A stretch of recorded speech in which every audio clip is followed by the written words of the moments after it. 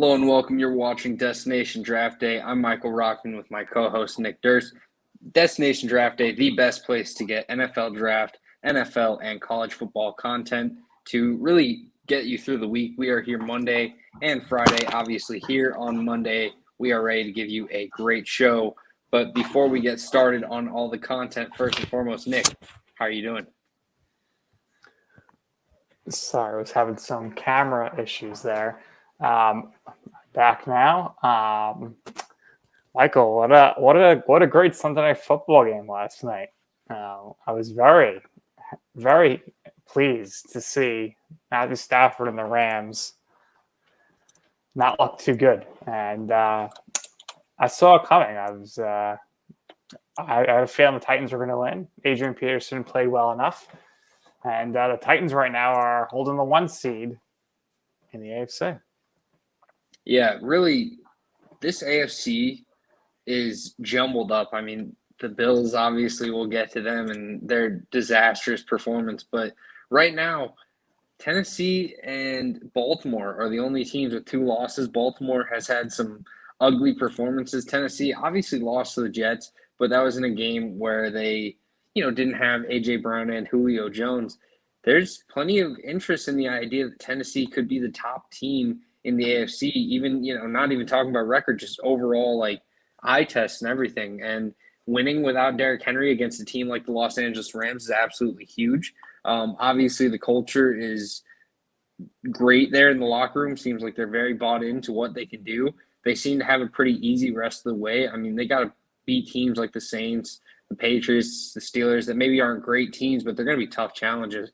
But really, you look at the rest of their schedule, there's not a game where you should say to yourself, oh, they aren't the favorite in that one. And they're already at 7-2, which is tremendous for what you're looking forward to in the end of the season.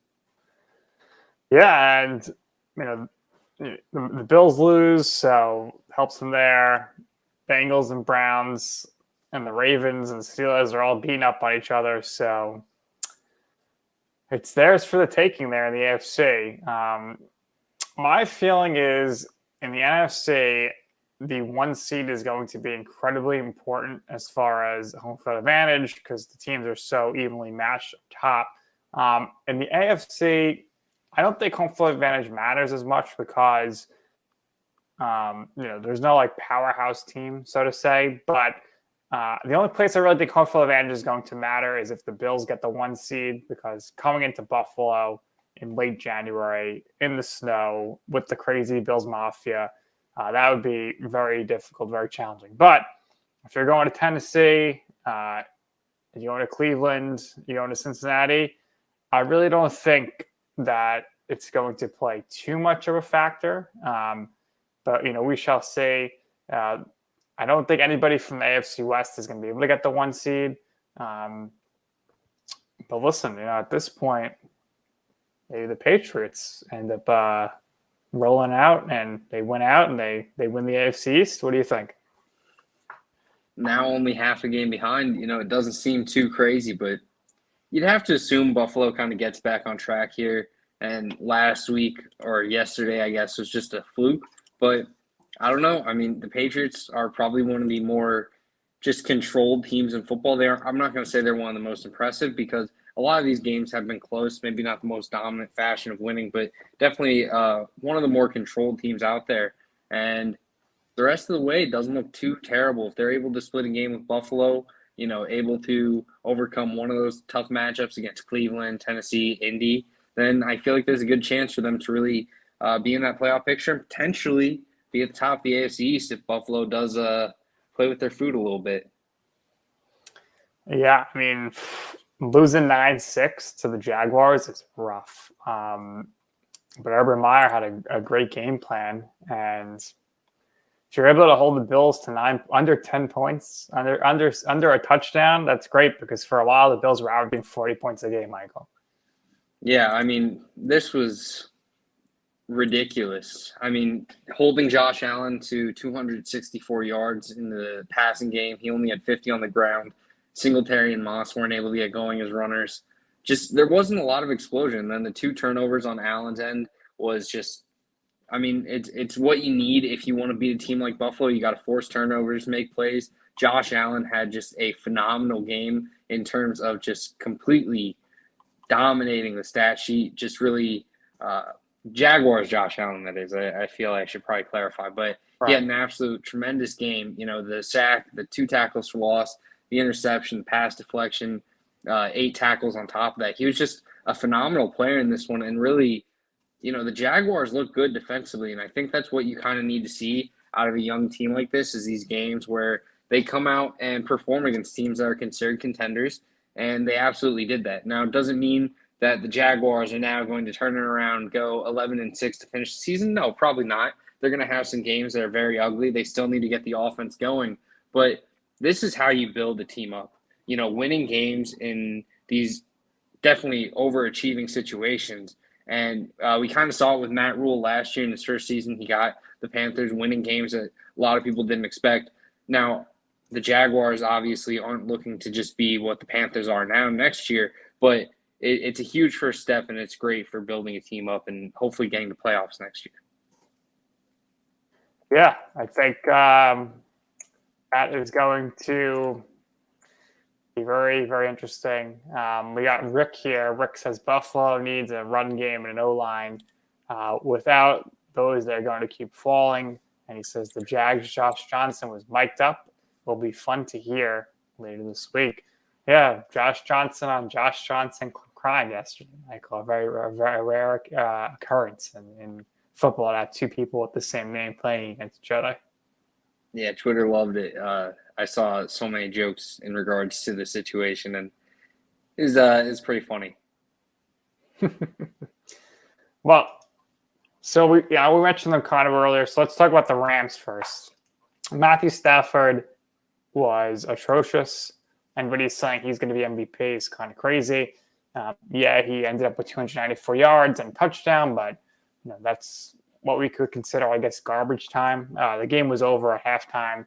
His 2 interceptions were not good. Von Miller,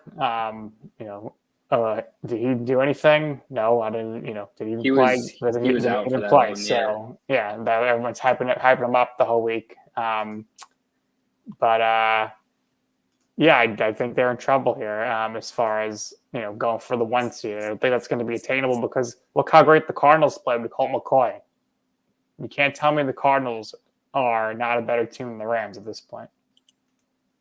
Yeah, I mean, really the MVP conversation I think is kind of narrowed down to 3 names, and obviously anyone can get back in, but it seems like Brady, Kyler Murray, Lamar Jackson, probably the 3 guys that are really contending for that spot.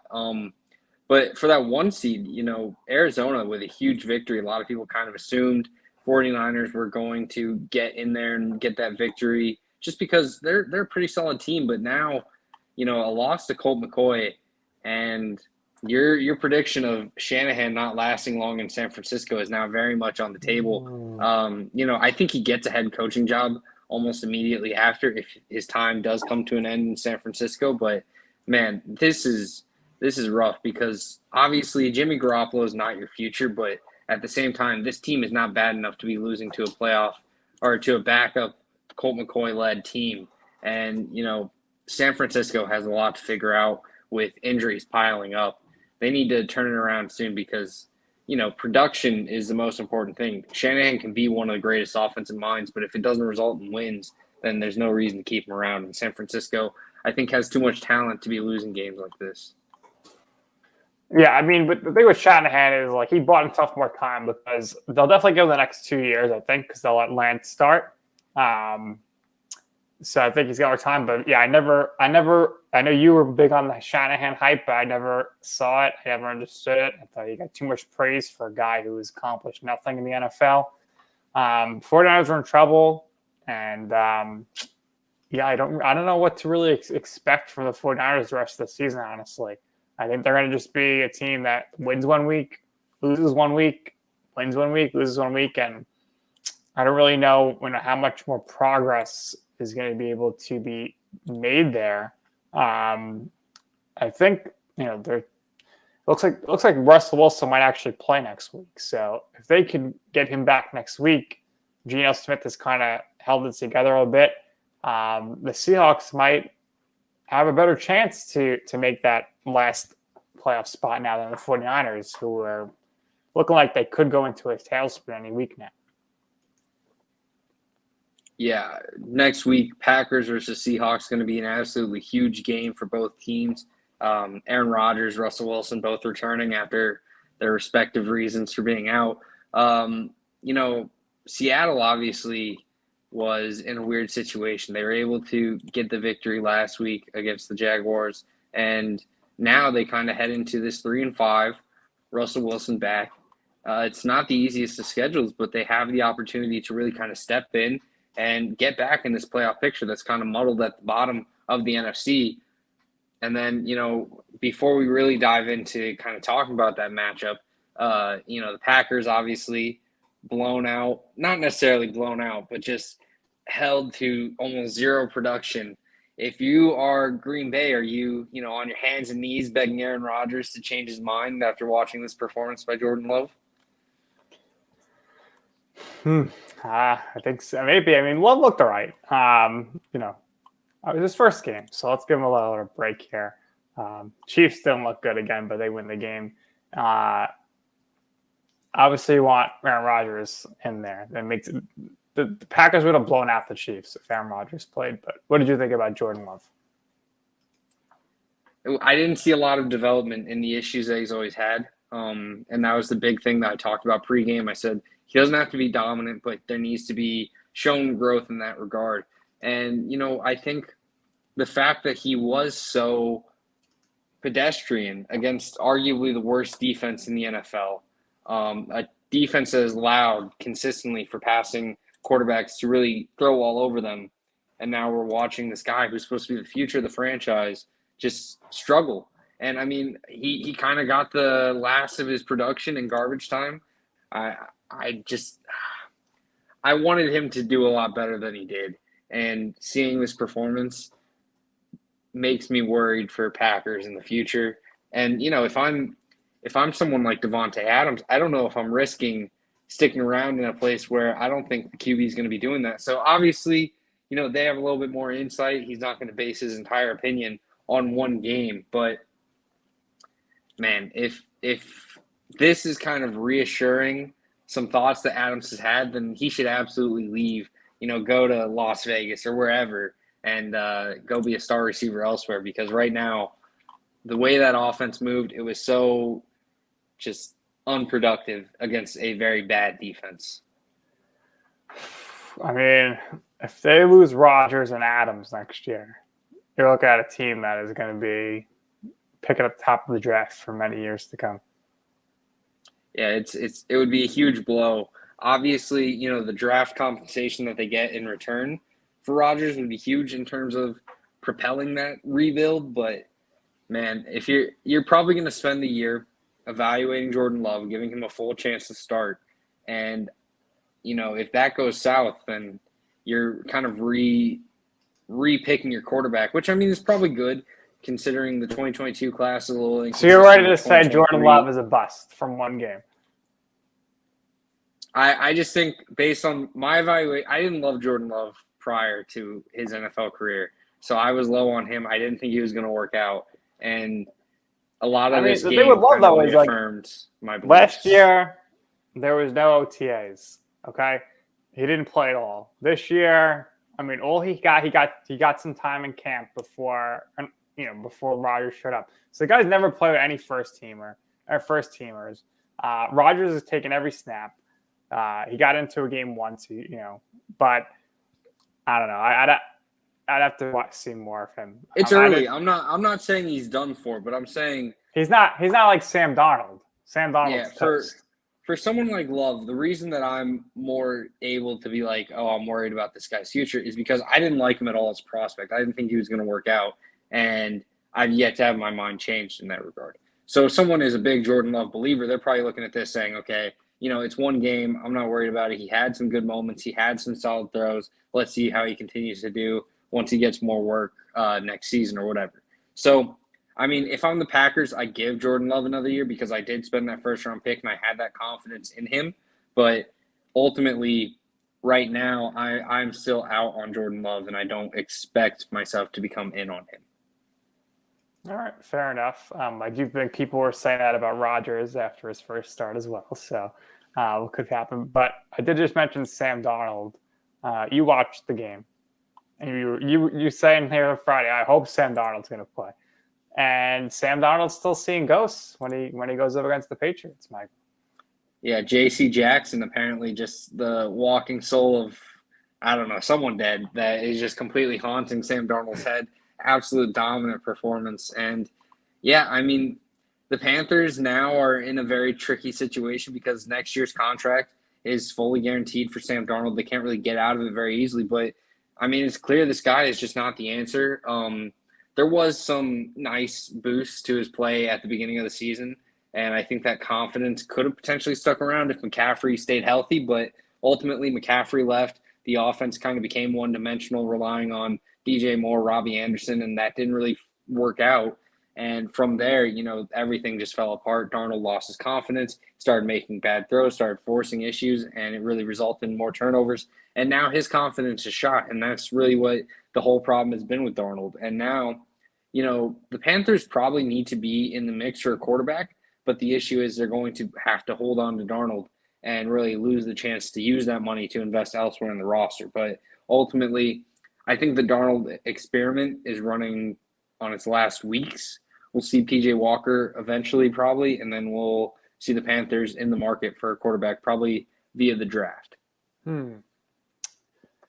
Well, that's interesting because, sure, they'll go to the draft route.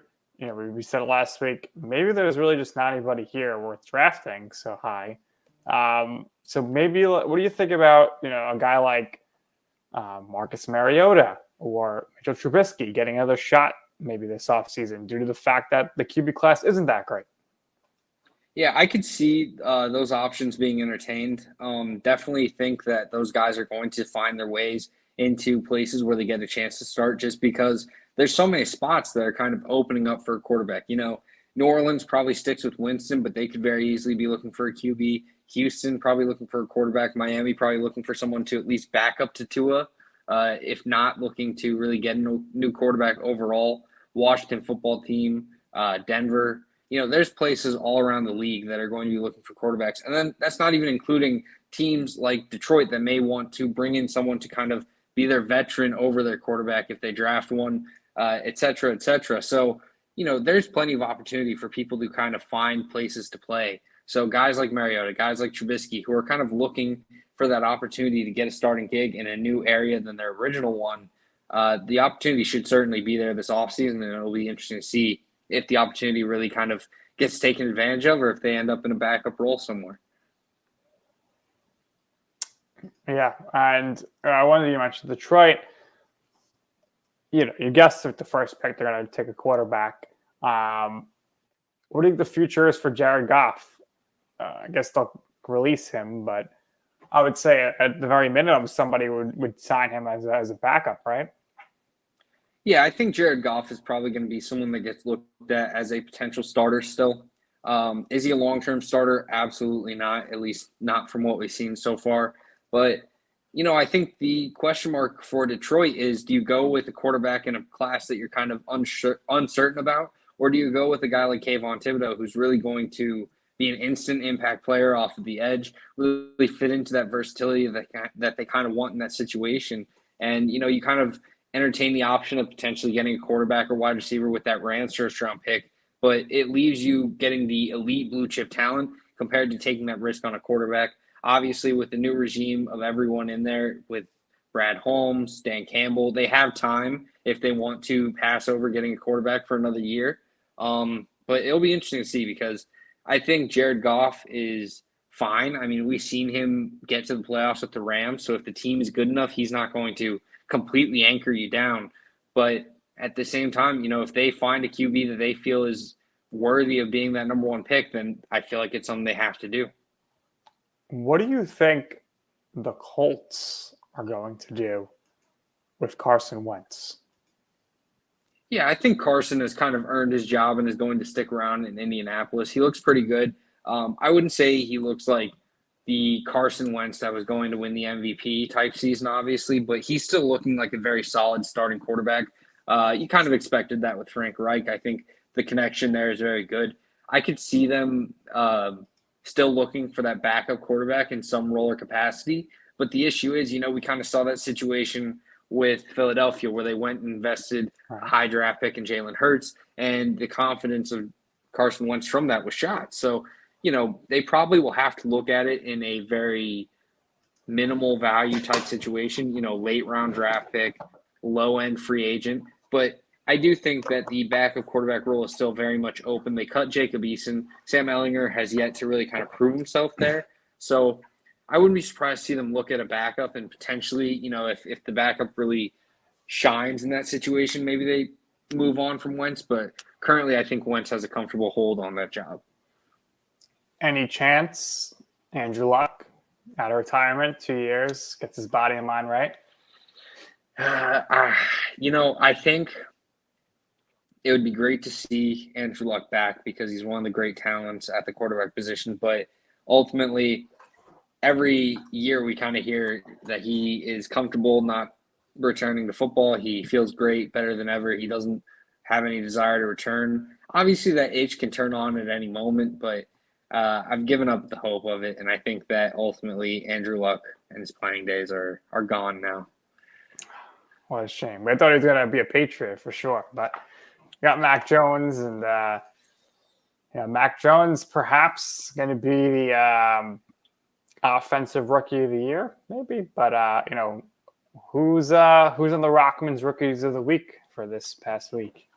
Yeah, so Rockman's Rookies of the Week, there was an absolute dominant performance by the defensive side of the football, and that's going to get them on this list. But let's get started with some of the offensive guys. At wide receiver, Devonta Smith put up a impressive performance, 5 receptions, 116 yards, and a touchdown in the game. Jalen Hurts has really kind of shown his flash in the passing game, and I think a big part of that is because of Smith, really the lead receiver in this room, on this roster, going to be an absolute dominant talent as the years progress through his career. This is a great game going against a talented Charger secondary. Devonta Smith, really just a outstanding performance and one that I think will continue to build as we go through the season. In this next Rookie of the Week, it's Elijah Moore for the New York Jets in Thursday Night Football. Whether it was Josh Johnson, whether it was Mike White, he was able to produce 7 receptions, 84 yards, 2 touchdowns, just an absolute dominant performance. The passing game really sort of opened up for New York, and we kind of saw it in this game, and Elijah Moore was the biggest beneficiary of that. Just an absolute dominant talent out of the slot, someone that I really loved heading into the season, and I'm really excited to see him kind of start getting going. I think this is someone that is going to really kind of get into the mix a lot more, whether it's Zach Wilson, whether it's Josh Johnson, whether it's Mike White, whether it's Joe Flacco, who is at quarterback for this team. We're going to see some very good plays, and I think Elijah Moore is going to be a big part of it. The next Rookie of the Week is Jonathan Cooper, 4 tackles, 2 sacks, 2 tackles for loss, and 2 quarterback hits. He was absolutely giving it to Terrence Steele in this game against the Cowboys. Jonathan Cooper, kind of this athletic defensive end out of Ohio State, someone that a lot of people liked but needed to see more production out of. Well, here at the NFL level, he's starting to put that production together. Could very well be one of those surprise breakout guys. Denver needed the help on the defensive line, especially with Von Miller gone. And, they absolutely got it, responded great. We talked about it last show. We said Denver seems to be Dallas's kryptonite, and they absolutely took it to him. Jonathan Cooper played a huge part in that. On the other side, Micah Parsons, I'm just going to have to leave him on here every week. 10 tackles, You're just giving the Rookie of the Year right now?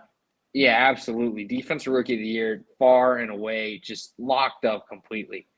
10 tackles, 2.5 sacks, 3 tackles for loss, 3 QB hits. No matter where you put him, he's going to find a way to star, and he just continues to do that. He is an absolute stud, great linebacker, great edge rusher, probably, going to be the best player from this class, like overall. And I know it's crazy to say that this quickly, but Micah Parsons has been elite almost every week of the season. He is an absolute dominant defensive player and just an incredible stud on the defensive line or in the second or in the just front 7 for the Cowboys. 5 sacks on the year, 38 tackles, tremendous frame, tremendous athleticism. He is just everything you want in a defender, and he has absolutely lived up to the billing for the Dallas Cowboys with their first-round pick. The next and final rookie of the week goes to Cameron Bynum, 12 tackles, 1 interception, 1 pass deflection in his first start at safety. He is definitely looking to kind of build on that, and he is just going to, I think, get better. He was a cornerback in California, and I kind of entertained the idea of him potentially being a safety instead of a corner. Really kind of depended on what the team was looking for whenever they drafted him. Minnesota got him, and they said, look, we want him to be a safety for us, and he absolutely shined in doing so. Again, this was his first start against a Baltimore Ravens offense, which is pretty impressive, and he put together a great game. Obviously, Harrison Smith is this dominant talent in the safety unit for Minnesota, but they needed that other guy, and Cameron Bynum stepped up in a huge way, going to be a stud, and I think he's going to be someone that sticks around in that safety unit for years to come. Yeah. So real quick here, you just touched on the Broncos and Cowboys. You called that. You saw it coming. Broncos with a dominant win, and kind of maybe humbled the Cowboys fans here, who now realize, we are not on the same level with the Broncos, with the Buccaneers, with the Packers, with the Cardinals. We're a step below. What do you see happening here with the Cowboys here moving forward? I think they're going to win the division. I think they'll be 1 and done in the playoffs. And what do you see with the Broncos here? Is there still a shot for them to make that push for the playoffs? Yeah, I mean, I think this was a nice wake-up call for the Cowboys. Obviously, I still think they're a playoff team. I think they're going to have a very strong season. But this was just kind of one of those games where you kind of get punched in the mouth and you realize, hey, we got a lot of work to do. And, it's definitely good, but I think the opportunity to go against the Falcons and the Chiefs the next 2 weeks is a great opportunity to kind of get your work figured out. And then you play against Raiders, Saints, Washington, not a tough stretch. I mean, it's some good teams. Saints and Raiders are definitely quality opponents, but I think the Cowboys overall can easily get this going, and they should be, just fine kind of figuring it out long term. But in the playoffs, that's where the real questions come up, and it's going to be interesting to see how they really kind of respond from a game like this into can they become a contender. On the other side of the Broncos, I think the issues still exist, but there are some games that are definitely winnable in this situation. Eagles next week, I think they can win because you get pressure on Jalen Hurts. You're able to kind of create some chaos in that offense. That would put them at 6-4. They got games against the Chargers and Chiefs after that where they can really kind of establish themselves either at the top of the division or bottom. And then they have some other games. They play Raiders, Chargers, Chiefs to end the season. They have a game against the Lions and Bengals in that one. So, it's going to be a tough road, but it's kind of in their own hands if the Denver Broncos are going to be good and really kind of get into the playoffs or win this division. And it's gonna be an interesting few weeks to see because now they've won 2 in a row, and we could see some confidence start to build for them. Yeah, and Teddy Bridgewater looked good yesterday. Happy to see him have a good game. That's for sure, no doubt about that. Giants picked up a big win. You called it. You saw it coming, and the Raiders kind of just couldn't get things going here. What's frustrating for me as a Giants fan is that I see the Giants defense play like it has the last 2 weeks. They only have 1 win to show for it. And it's because the offense just is not good enough. And Jason Garrett, he's always calling plays to settle for field goals, and it kind of backfired. It almost backfired here for him because he's calling a play to go for a field goal to put you up 7. You should be calling plays for touchdowns to ice the game. But the Giants win, and I think the problem with the Giants is the fact that I think from the start of the season to this point now, I feel like Daniel Jones as a passer is regressing a bit. Maybe that has to do with the fact that there's different receivers in and out of the lineup. Galladay is back now. Tony seems to be a fair target and whatnot. We know we can run and whatnot, but the issue is the Giants' best play a lot is the run-pass option with Daniel Jones, but when they're in the red zone, for some reason, Garrett does not call that play. So really the problem comes down to the offense and the offensive play calling for the Giants. And that's another thing to watch here. What are the Giants going to do with the quarterback position moving forward? Yeah, I think Daniel Jones gets another year. Hopefully, it's with a different offensive coordinator, but we'll see. Ultimately, there is a lot of things up in the air when it comes to this Giants team. Figuring out the offensive line, I think, is still big. But really, the defense looks pretty good, and I think that's huge for them. Shout out to Xavier McKinney, guy that I absolutely loved out of the safety class. Really excited to see him have a kind of dominant game. Tate Crowder stepped up in a major way with the Blake Martinez absence. That's kind of something that's been needed. But yeah, the passing game still has a lot of question marks. They didn't really push the ball downfield. Averaging 5.5 yards a throw is, it's questionable in terms of what you're expecting out of your offense in terms of efficiency. And when you refuse to open up the offense, yeah, you can win some games. You can sneak by in a game like this, but there's going to be games where they take away the underneath and you're getting absolutely smacked for it. So the Giants still have a lot of work to do. I don't necessarily believe in their victory for this one as like a sign of great faith going forward. I think, this next Bucs game is going to be huge because we saw last year where the Giants rode it to where the Bucs were sweating at the very end, and then the Bucs got away with the victory. But can the Giants really kind of have that same success? Open up this offense a little bit. Can Daniel Jones lead this team to really kind of match whatever the Bucs are going to bring? Bucs coming off of a bye week, that's going to be tough for them. But I think this is a huge test for them to kind of right the ship and get the season on ending on what is a much more positive note than what they've started on, which was, at the time 2-6, now 3-6. But they got to get up to that 6-7 win range to have a little bit more confidence heading into that next year, which could be a make or break season for almost all parties involved. Oh, you're muted. Sorry, I muted myself. I was getting a phone call. If they get rid of Gettleman this season, then I don't know what they're going to do because they got to bring him in and then say to the new guy, all right, you're keeping Judge, you're keeping Jones. Doesn't work. We'll see what happens. The Bears, of course, playing tonight against the Steelers. And the Bears' first-round pick goes to the Giants. So we'll see if the Giants decide. We're done with Jones. We got 2 first-round picks. Let's go get a Russell Wilson, a Deshaun Watson, or an Aaron Rodgers because despite where any of these guys want to go, you're not going to get a better package in the draft than 2 first-round picks, maybe 2 top 10 picks. It's a pretty good package right there. Absolutely, yeah. Unless Philadelphia is like all in on one of these guys and they decide to hop in, then Giants really have the best offer that can be made.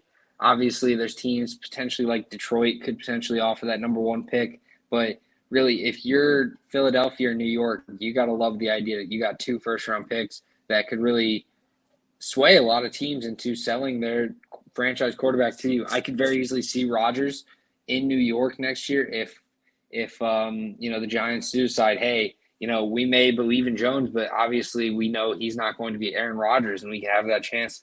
And, I think the Giants have enough weapons to where they bring in a Rodgers, they shore up the offensive line a little bit. They're a contender in my eyes. And I don't think the NFC East is so unbeatable that you can't like overcome where the Cowboys are. So yeah, Eagles, Giants, both teams that could very easily make a deal that kind of gets them in that picture of getting one of these QBs. And I think from there, you could potentially entertain the idea that they are potentially NFC East favorites, potentially a contender in the NFC, and potentially a contender in the NFL. Yeah, you got to see, if the defense can stay strong. It looks like Tony's going to be a star. He's been very impressive as far as rookie wide receivers are concerned. I think they'll probably end up letting Sterling Shepard go because they have Tony. They signed Galladay, they have Slayton, so we'll see what happens. Maybe they could bring back Odell Beckham Jr. I guess we'll find out tomorrow where Odell's going to go. We're interested to see that. All right, so now to the college ranks. We have some things shaken up at the top. And, the first thing that we should certainly mention is the ACC. And unfortunately, we no longer have an undefeated ACC team. But wow, what a crazy game. UNC beating Wake Forest 58-55, Michael.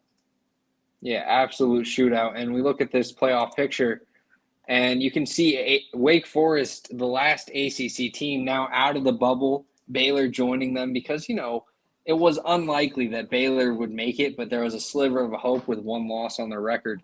Now, this field has narrowed down to about 6 teams that could potentially get in, 4 teams that are in the field, 10 remaining. For the top 4, Georgia at 1, Alabama at 2, Oregon at 3, and I think Ohio State goes up. But, the interesting situation with Ohio State is they had one top 25 win against Minnesota, who just lost to Illinois and is now out of the top 25. So now Ohio State doesn't have a ranked win on the resume. Still, I expect Ohio State to bump up into that number 4 spot. Oklahoma and Cincinnati, the biggest contenders for those last positions. Michigan State very much still in control of their destiny, though. They could very easily get in a situation where if they beat Ohio State, I think they get back into this picture. I think they get back into the discussion. Obviously a team like Notre Dame's ranked ahead of them, but they would beat Maryland, Ohio State, Penn State, then win the Big Ten championship if they were to hypothetically get in. And that's enough to really kind of get yourself into this picture. Notre Dame's still in there. Michigan could potentially find a way if enough chaos happens.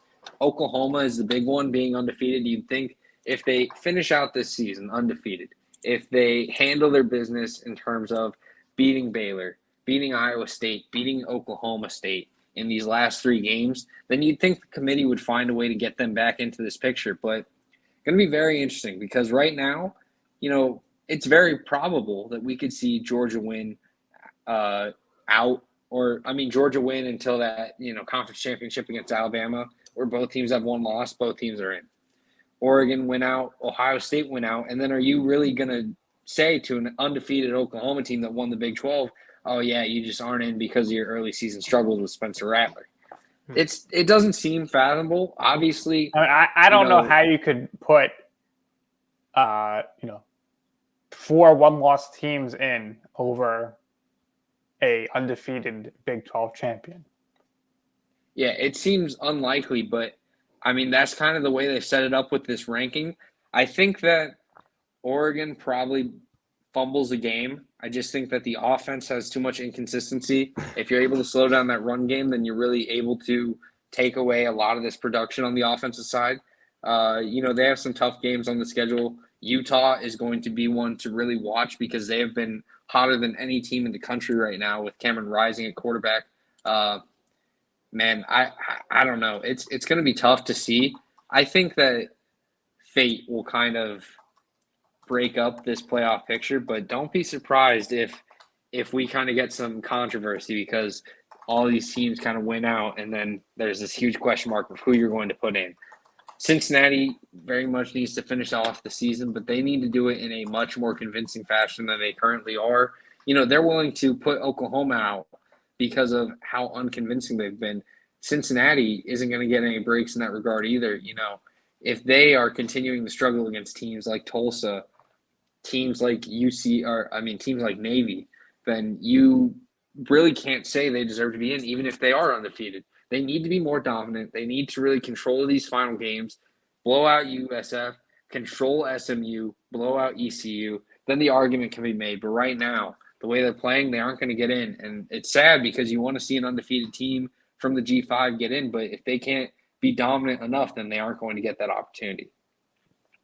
Oklahoma State has probably the lowest chances of anyone in this bubble because they are still kind of on the outside and, Oklahoma undefeated isn't even in the bubble. But if they can win out, if they can dominate the rest of their way, maybe not dominate, but if they can win the rest of their way, control these games, and enough dominoes fall in their favor, then they could potentially kind of ride that momentum of beating Oklahoma twice because you have to beat them in that finale and then in the Big 12 championship. Then they could potentially get that boost to be in this picture. Still, a lot of dominoes need to fall in their favor, but there is a chance Oklahoma State can make it in. And that's the 10 that could really get in and the 4 that are currently in.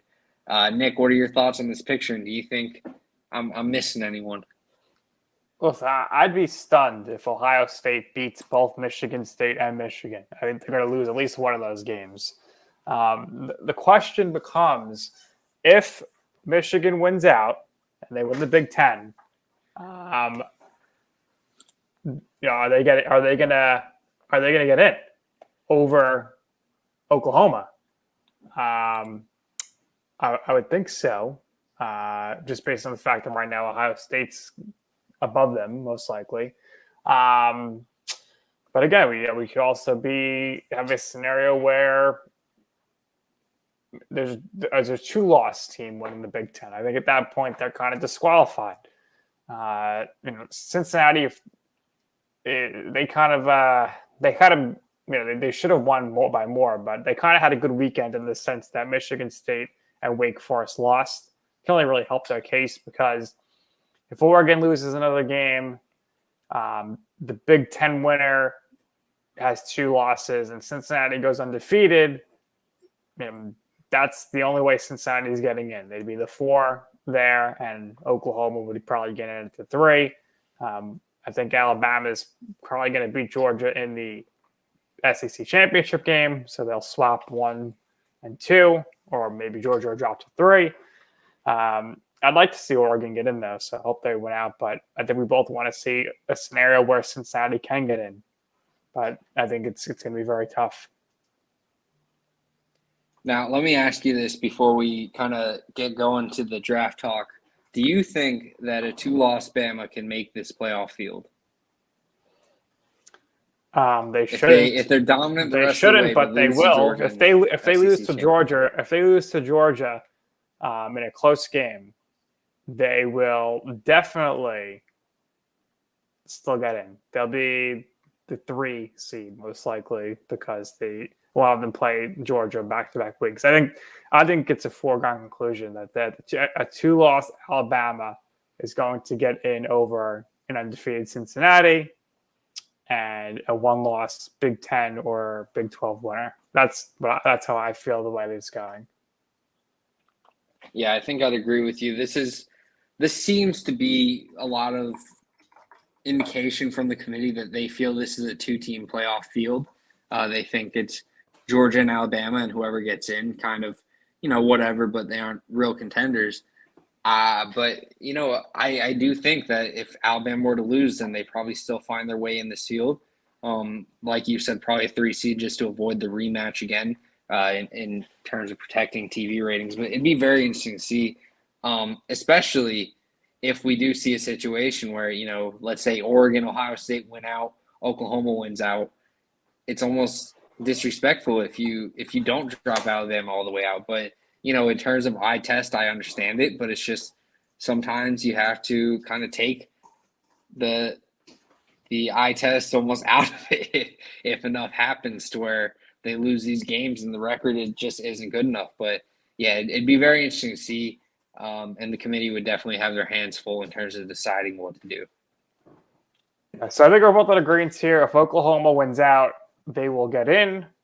It's just a matter of who they will get in over. It'll be interesting to see if they drop the Big Ten winner or the Pac-12 winner. And if history tells us anything, Michael, it's going to be the Pac-12 winner that will be outside looking in. Yeah, most likely. And, still a lot of time to where this playoff field could shape itself. But it's going to be very interesting to see how this end of season kind of takes shape because there's a lot of options for chaos that could happen. Yeah, it's always a good time of year in college football when Michael brings this graphic back. It's always fun to talk about this stuff. Absolutely. And, another thing that is a notable graphic is the draft stock talking about risers of the second quarter of the season. And let's first just dive into a day 3 guy, Terrell Bernard, linebacker out of Baylor, has really kind of flown up a little bit, worked his way up into this round 3 range. I think he's a guy that you'll see at the Senior Bowl. Jim Nagy just recently tweeted about him. A lot of content there on Nagy's Twitter if you're trying to find some seniors to keep an eye on. Baylor's defense has really been dominant, and there's 2 guys that really get the credit for it. Jalen Petrie and Terrell Bernard. Terrell Bernard, 6'1", 220, kind of flies around the field. Just a incredible run-stuffing linebacker, really gets in the backfield consistently. Just a, phenomenal piece for this team. Baylor obviously having a tough loss in this past game, 30-28 against TCU. But a guy like Bernard, I think, is going to get a lot of love as we continue to get closer to the draft. 3 sacks, 2 pass deflections, 53 tackles on the year. Someone that I think you really kind of see fitting that new mold of linebacker, but he is someone that could potentially get picked in that day 3 range and still find a way onto the field very early in his career. For day 2 talk, we're talking about Wandel Robinson, wide receiver out of Kentucky. This is someone that's kind of flown up boards probably a little bit more than just that second quarter. He was impressive in the first quarter as well, but definitely starting to get the attention now. Kentucky, another team that just recently lost to the Tennessee Volunteers, but in this past game, 13 receptions, 166 yards, and 1 touchdown. And, he's able to make plays on jet sweeps, on dump-off passes, or just, working as a receiver. He's probably going to be viewed as a slot receiver by many, but just an absolute dominant one at that. His worst game is 4 catches for 65 yards. I mean, you're looking at that at a college level in the SEC going against dominant defenses. Week after week, he's just completely putting up numbers. I mean, I guess you could say, okay, his worst game was 12 catches, 39 yards against Georgia, but that's still him finding space. It's just not really getting downfield, really opening up the offense. And I don't think that's on him. I think that's just on Kentucky not really getting timing with their offensive line. Just an absolute beast of a player. Shows off great playmaking ability, great yards after catch ability. This is someone that I think is going to be loved by the time he kind of enters the draft, whether it's this year or next. And I think he's going to be someone that, probably continues rising from here. For a day 1 talent, we're looking at Kenny Pickett, quarterback out of Pittsburgh, quarterback that's really kind of flown up boards. They've really kind of opened up this offense. He's done well as a downfield passer. I still have some of my questions about him, but I think there's plenty of reason to love what he's been doing this year. Definitely developed in terms of pushing the ball downfield, continuing to make better reads. There's still question marks, like I said, but this is someone that has really kind of put together a tremendous season for the Pittsburgh Panthers, and without him, they just wouldn't be here. 29 touchdowns, 3 interceptions, 3,171 yards, throwing at a 69% completion percentage rate. Just a dominant quarterback. Pittsburgh absolutely needs Kenny Pickett, or else they would be in trouble.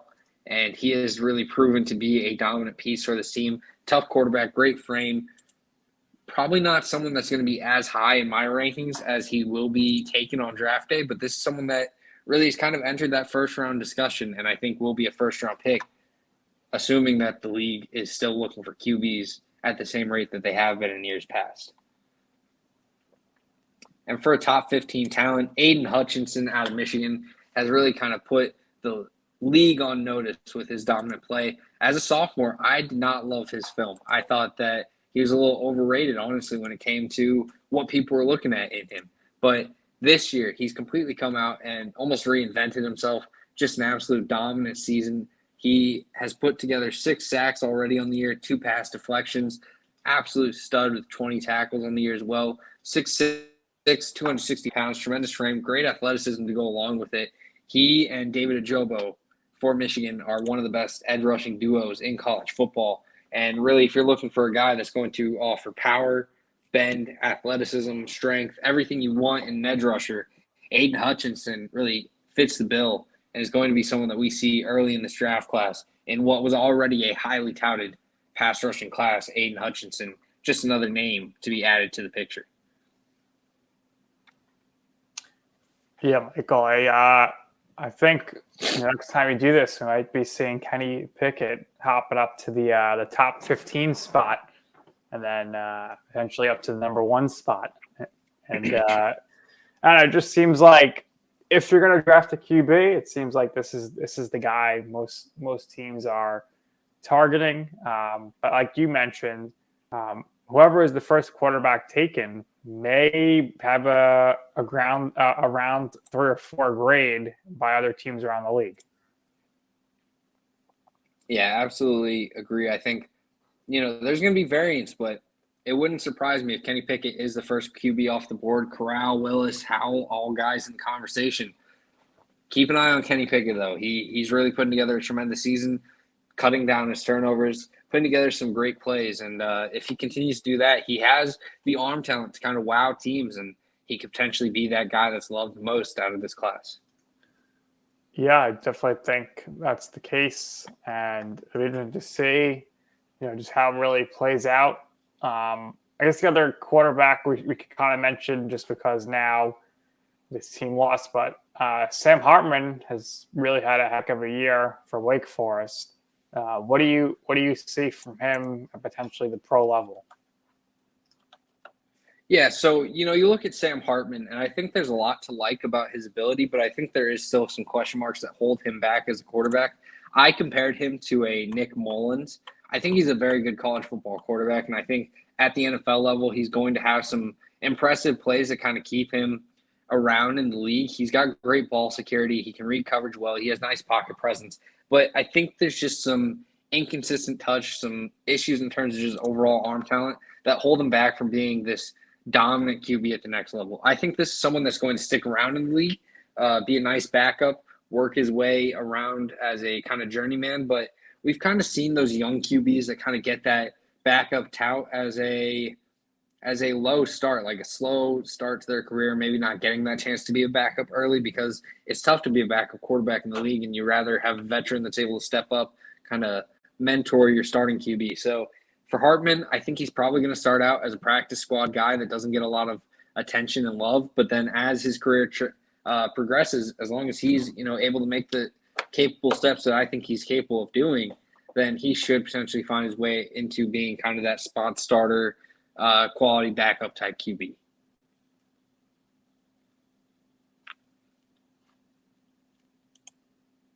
You're muted again. Makes sense to me. Fair enough assessment. And a lot of this will be playing out for months to come, and everyone's going to have very different opinions. Absolutely. And we'll be here on Destination Draft Day to talk about all of them and tell you what the true opinion to have is, of course. For Nick Durst, Michael Rochman, we appreciate everyone in the comment section, everyone who was able to view the video today, and we appreciate LandryFootball.com for the platform to speak on. We'll see you guys on Friday, but hope you guys have a great week and take it easy. Peace.